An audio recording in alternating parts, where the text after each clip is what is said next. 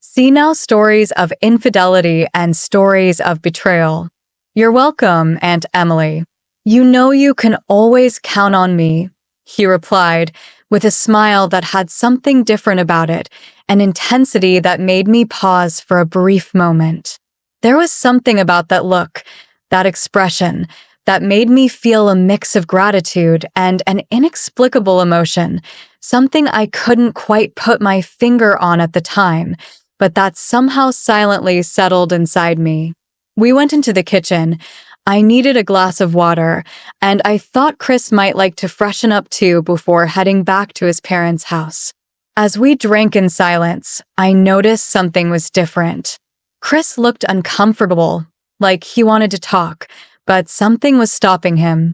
"Are you okay, honey? You seem a little tense," I asked, sensing genuine concern.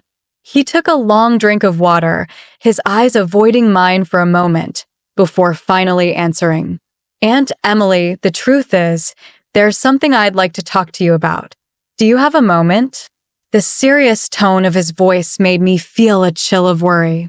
Chris rarely adopted that tone, which only added to the feeling that something important was coming. "Of course I do, Chris. You know you can talk to me about anything. What's going on?" My voice came out calmer than I actually felt.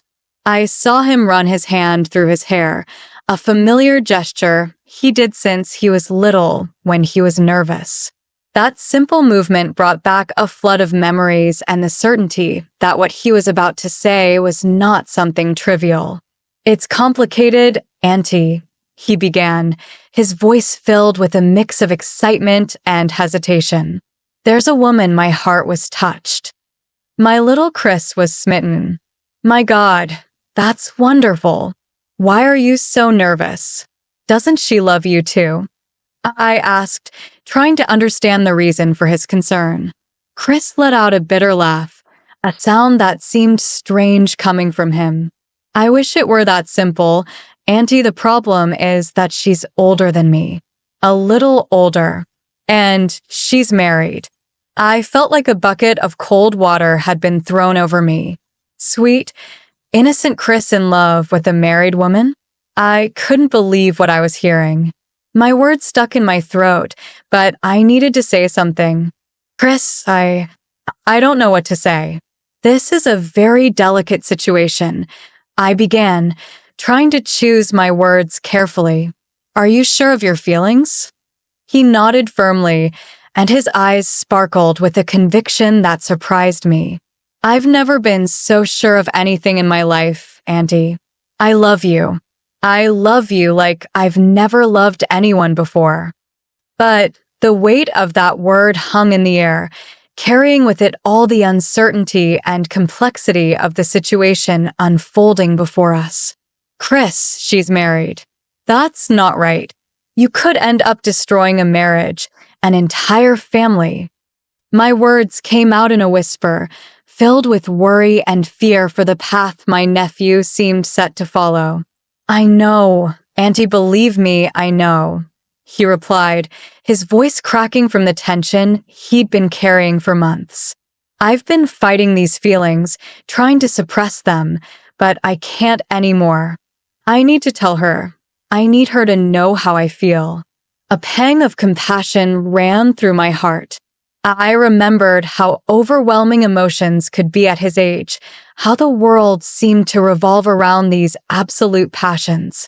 It was as if every feeling was an indisputable truth, an inevitable fate. "Chris, I understand that your feelings are strong, but you need to think about the consequences. What will happen if you tell her?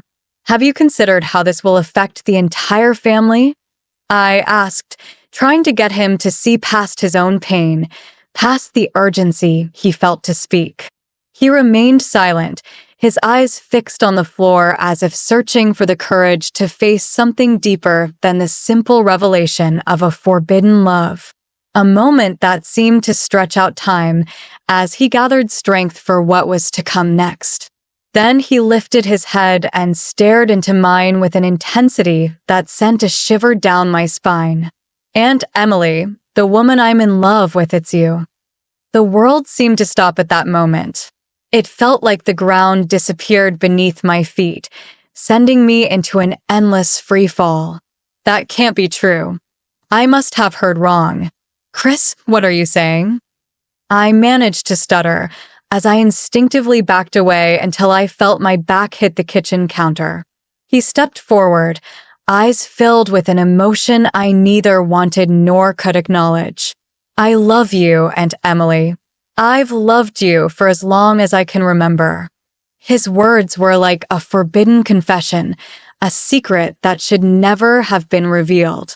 At first I thought it was just admiration, the normal affection of a nephew for his favorite aunt. But over time I realized it was so much more than that. You are the most beautiful, intelligent, wonderful woman I have ever met. Every one of his words felt like a knife stuck in my chest, tearing at the fabric of what I understood as right and wrong. The room around us grew small, suffocating, as the weight of that revelation settled between us. My thoughts were spinning in a whirlwind, as if I was trapped in a nightmare I couldn't wake up from. It had to be a bad joke, an absurd illusion. But the intensity in Chris's eyes told me otherwise. He was serious. Chris, no, you don't know what you're saying. This is wrong on so many levels. I'm your aunt, for God's sake. I'm married to your uncle, and there's a 30-year age difference between us. This can't happen.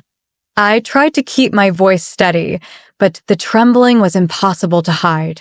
Chris took another step forward, closing the distance between us, making the air in the room feel even heavier. I know it sounds crazy, Auntie. Believe me, I tried to fight it. I dated other girls. I tried everything I could to forget you, but nothing worked. My feelings for you are stronger than anything else. He raised his hand, as if he wanted to touch my face, but stopped halfway, hesitant. I stood frozen, unable to move or form a coherent thought. The weight of that confession loomed over us, suffocating, while the world around us seemed to shrink, leaving us trapped in a space where only that moment existed, that devastating truth. Chris, please, you have to understand that this can't happen. We're a family. I'm your auntie, and besides, I'm married to your uncle. What you're feeling isn't love. It's confusion, a fantasy. The words came out of my mouth with a tremor of desperation, as if trying to shake off the storm brewing in my heart. But even as I spoke, a part of me began to question the certainty I seemed to have. How did I not notice the way Chris looked at me earlier? How did I ignore the fact that his hugs lasted a little longer than usual? How hard he tried to be close to me at every family gathering?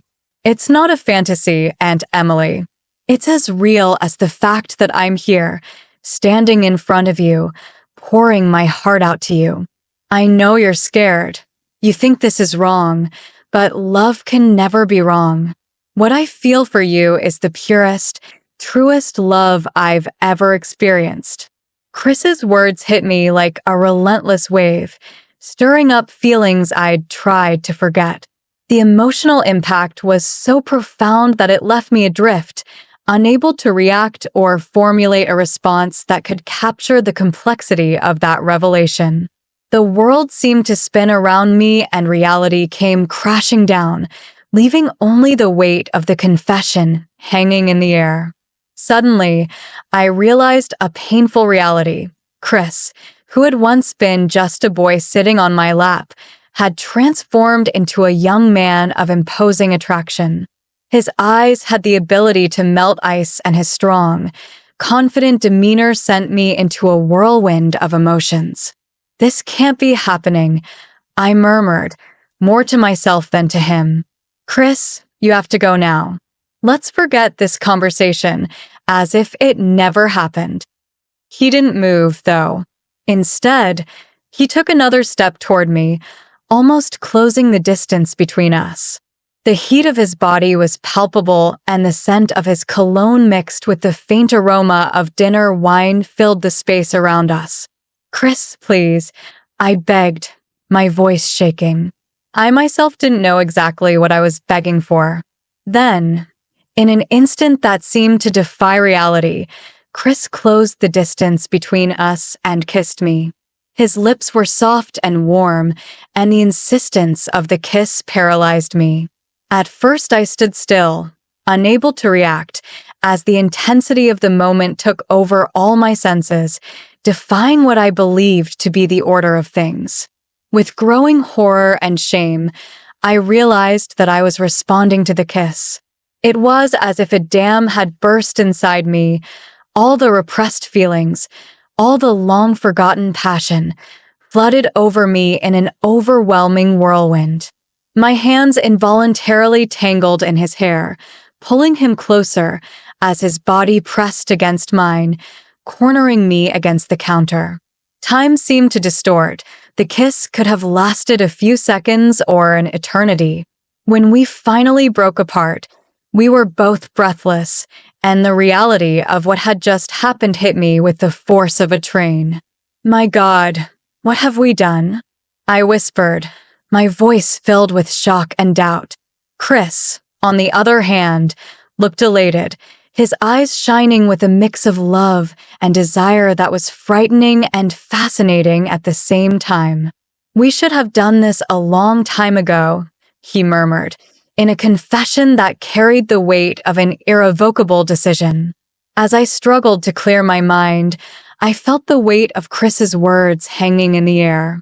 His presence was a mix of desire and confusion, and the intensity of the moment was almost palpable.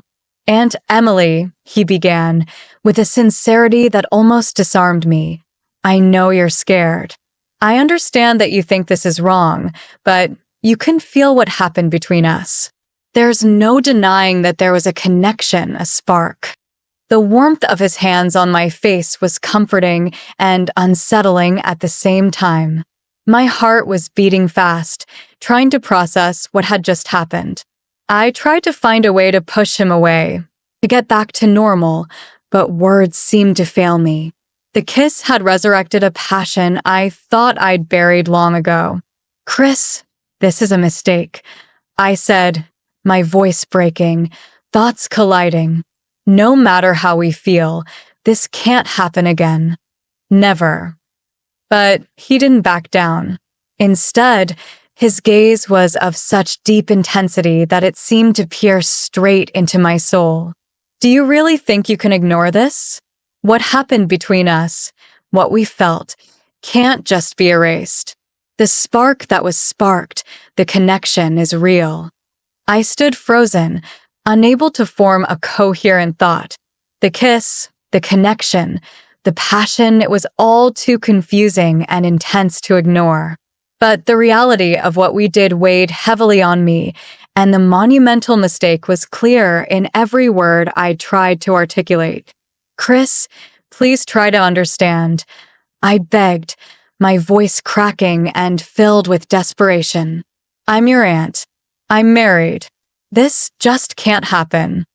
He looked at me with an intensity mixed with hope and determination. "What if we found a way to make it possible?" he insisted, his eyes shining with a stubborn flame. I closed my eyes, searching for the strength to do the right thing. When I opened them again, my voice, she was determined, though shaky. "There's no way, Chris. This was a mistake. A terrible mistake that should never have happened. And that will never happen again. You have to go now." The pain was evident in his gaze, but there was also a silent realization that my decision was made. Slowly, he took a step back, freeing me from the prison of his embrace.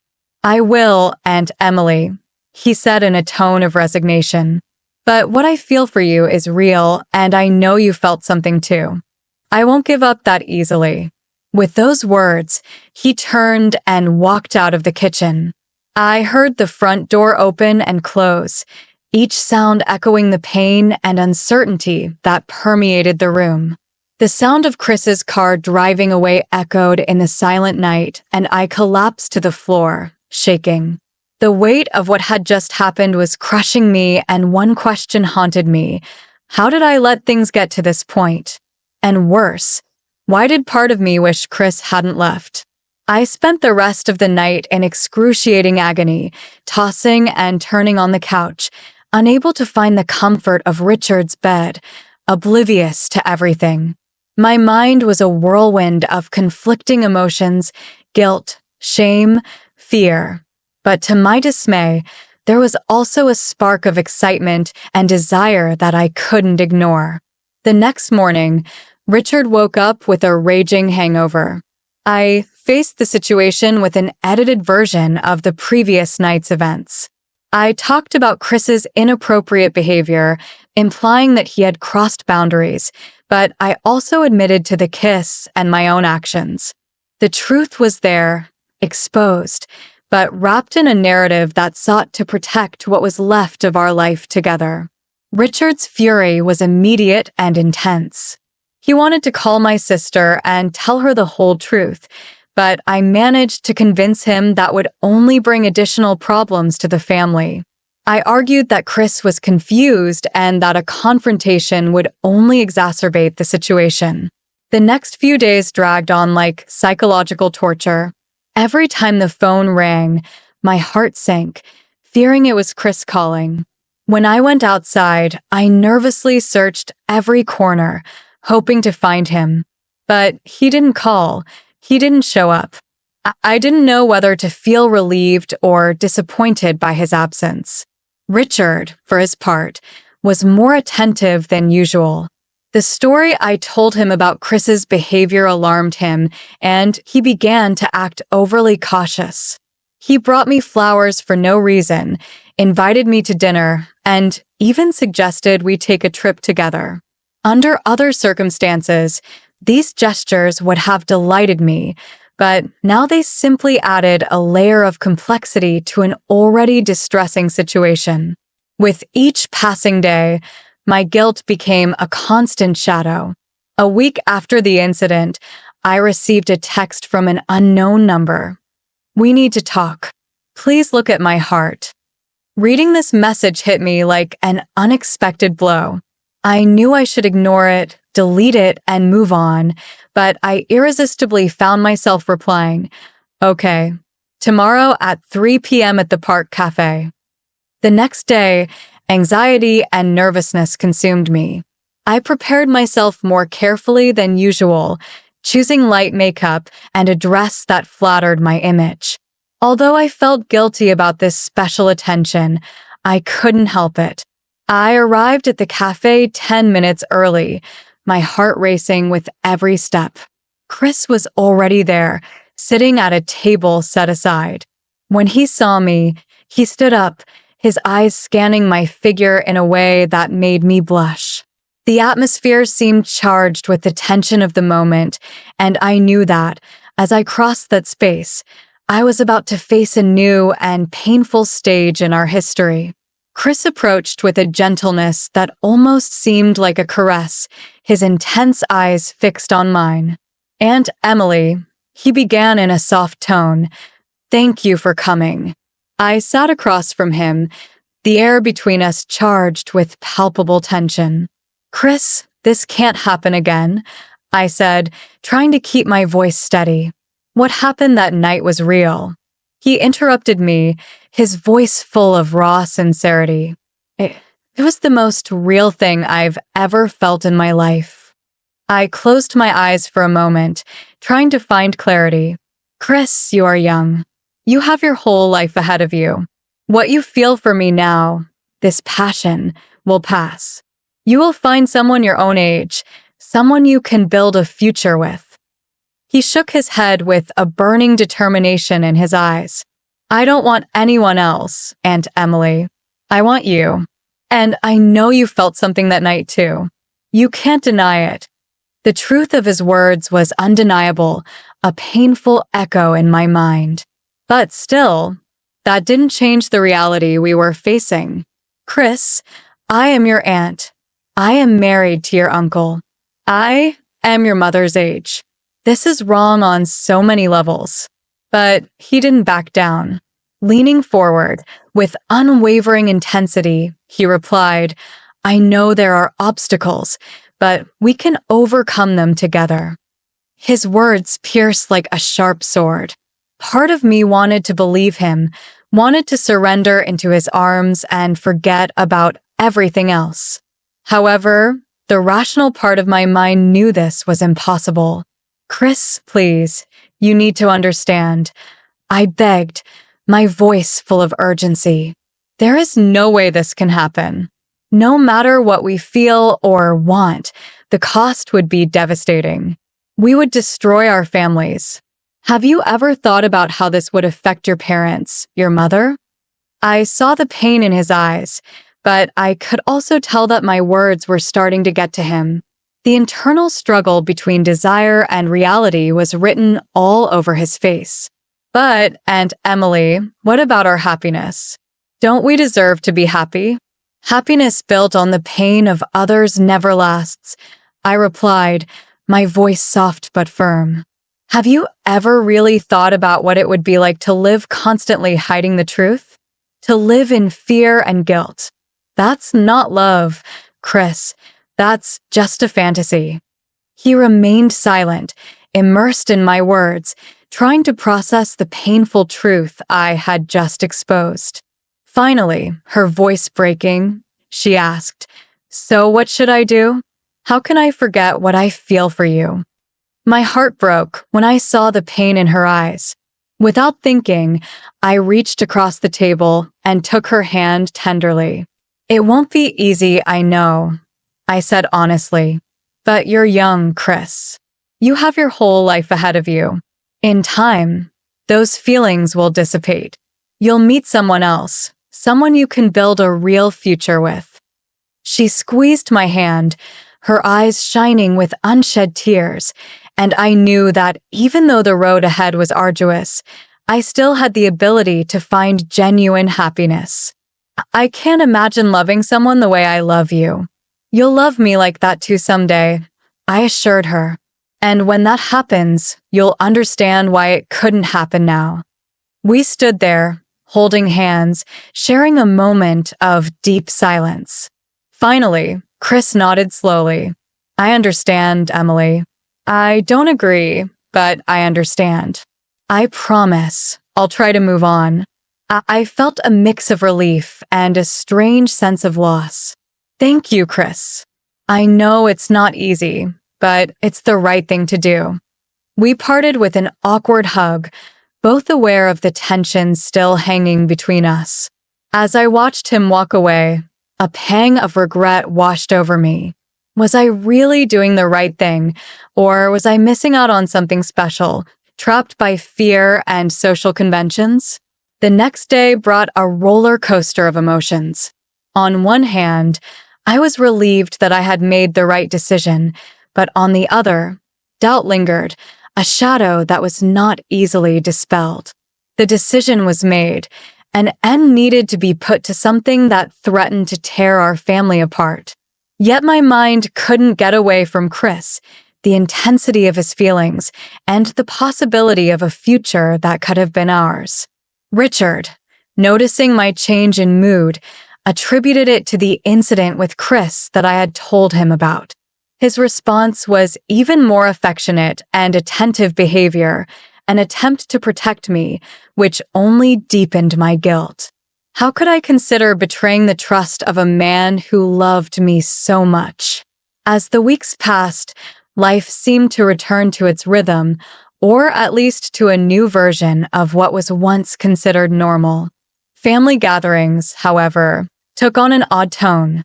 Chris and I studiously avoided any situation that left us alone or even prolonged eye contact. I felt the curious and confused glances of my sister and brother-in-law, but neither of them dared to question what was going on. In the silence of the night, unspoken questions hung in the air, unreachable and painfully obvious. Almost 2 months after our coffee date, I received a new text from Chris. The words were simple but loaded with meaning. "I'm sorry, and Emily, you were right. I met someone. Thanks for everything." I read the message several times, trying to process the flood of emotions that were mixing in my heart. It was impossible to fully distinguish relief. Chris was moving on, after all, from the jealousy and regret that assailed me. That night, as I lay next to Richard, my mind couldn't rest. I pondered what could have been, whether I had missed my chance at true love because of fear and social conventions that restricted me. There were no clear answers, only a painful certainty. For the sake of everyone, I needed to move on. I had to bury those confusing feelings and the forbidden attraction that still burned within me. As the months passed, life took its natural course. Chris began bringing his new girlfriend to family gatherings. She was a lovely young woman, about his age, and he could see the sparkle of happiness in her eyes every time he looked at her. I felt genuine relief that he had found someone who made him so happy, although a small part of me wondered what things would be like if Richard and I could renew our relationship. The shock of the incident with Chris made Richard and I see how far we had fallen into a routine of complacency. The shock awakened in us the need to relive the good things we had, and we began to devote ourselves more to each other, to do things together, and to improve our communication. We rediscovered why we fell in love in the first place. During this process of self-evaluation and renewal, I learned a lot about myself. I discovered that even after years of marriage, I could still feel deep passion and desire. The path was challenging, but it revealed a new layer of me that I had almost forgotten. I learned that love can manifest itself in unexpected ways, and that often the greatest act of love is the ability to let go. The secret of that night in the kitchen remained hidden, a weight I decided to carry alone to protect everyone involved. Despite the guilt and shame that accompanied it, I cannot deny that a part of me holds the memory of that forbidden passion. Life is a labyrinth of untrodden paths and unexplored possibilities. I will always wonder what could have been, what would have happened if they had shaped my destiny. Yet, at the end of each reflection, I find peace in the decisions I made. I chose stability over passion, family over desire. And though my mind occasionally wanders to what could have been in the silent hours of the night, I know in my heart that, with all its complexities and dilemmas, this was the right choice. This experience taught me that love is a maze of complexities, confusion, and sometimes pain. However, it also revealed the strength of commitment, the importance of family, and the power of doing the right thing, even when it's hard.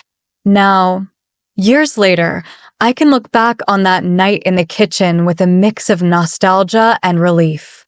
It was a moment of madness, a flash of passion that lit up my life in unexpected ways, but like every intense flame, it was destined to quickly go out.